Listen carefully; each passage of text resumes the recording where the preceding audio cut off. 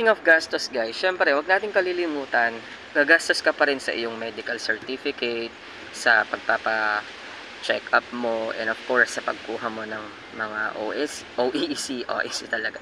Sorry, Bisaya kasi ako at saka Ilocano pa. OEC or Overseas Employment Certificate, meron tayong gagastusin dyan. Kasama yun dun sa sinasabi kong 30 to 50,000. Of course, kung magre-request ka ng mga diploma, ng mga certificate mo, pupunta ka sa school, mamamasahe ka, and so on and so forth. Kasama po lahat yun sa gastos na sinasabi ko. Lalo na kapag wala ka pang mga passport or iba pang mga pertinent documents na kailangan, kapag may kailangan kang puntahan na isang lugar para makakuha lang ng mga recommendation letters, i-anticipate nyo po lahat yun, kasama po lahat yun sa gastos na sinasabi ko. Pero kung malapit ka, well and good sa embassy, no, then pwede mo lang i-submit personally, i-hand over mo yung mga documents na kailangan mo i-submit. But again, napakadali mo lang yan mabawi in the near future once na na-in ka dito sa JED program. Okay, at naman ng valor ng tao or magkano daw yung naigastos sa pangingalakad. In-upload ko na yan dito sa aking reel kung magkano yung nagastos ko. Sabi ko nga, yung 8 buwan, 8 to 9 months na process, na application process ng paghihintay ng mga results, pagpunta sa Manila for the interview, demo exam, pag-visit sa Manila Japanese School, pagpunta sa, sa Ambassador's Night. I think, more or less, makaka 30,000 to 50,000 ka. Pero, yan ay hindi naman minsanan na blow. Okay? Ito kasi mga gastos, gastos ng mula pa sa probinsya, no? Probinsya ng Isabela.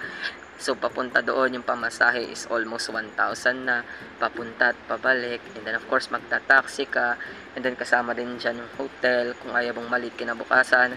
Katulad ako, ang demo ko is February 2. So, February 1, nandun na ako sa Manila. So, kailangan kong mag-book ng hotel para presentable ako na mag-demo kinaumagahan. So, kasama po lahat yan. I-anticipate po natin lahat yon. So, yes, minsan talaga hindi maiwasan, kailangan mong mangutang para magkaroon lang ng pamasahe mo, ng pang-allowance mo sa pag-aayos ng mga papel na to. Pero, with the 280,000 na yen na sasahurin mo dito, madali mo na lang sila mababayaran. Good morning, sir. True copies for general purposes, TOR po ipinasa mo before. I mean, one original copy plus 2 photocopies po. Okay, you can submit the original copy of your official transcript of records. Pwede kang mag-request sa iyong school registrar.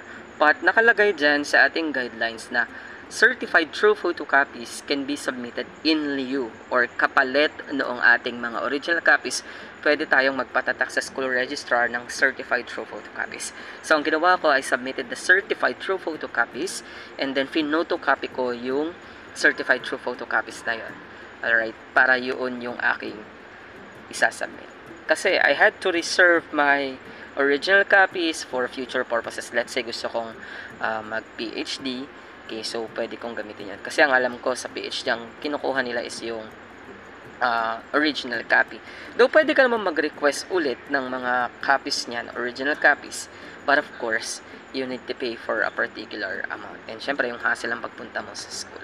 So, yun. It's okay na hindi yung original copies ang isubmit mo, but make it a point na ito ay may tatak ng certified true photocopy. Punta ka sa school mo and sa school registrar at sabihin mo lang na ito ay ipapatatak mo ng certified true photocopy, and sabihin mo lang na yung work mo, na yung purpose nito is for, pwedeng for general purposes, for work abroad.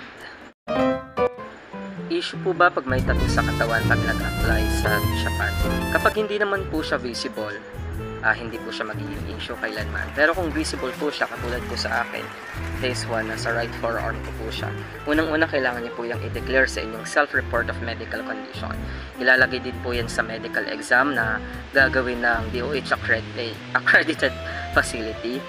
And kapag nandito ka na, ang gagawin mo na lang dyan is matakpan siya. So you can wear armband like this. Okay, ganito lang siya. Madami pong mabibili dito para lang siya matakpan. Or you can just wear long sleeves. Pero dahil sobrang init, this armband will do. Especially if you have interaction with your students or if you have classes, okay, kailangan takpan po natin siya. Of course, alam niyo na yung reason nun, for cultural reasons, we have to do that and we have to abide with all of these guidelines.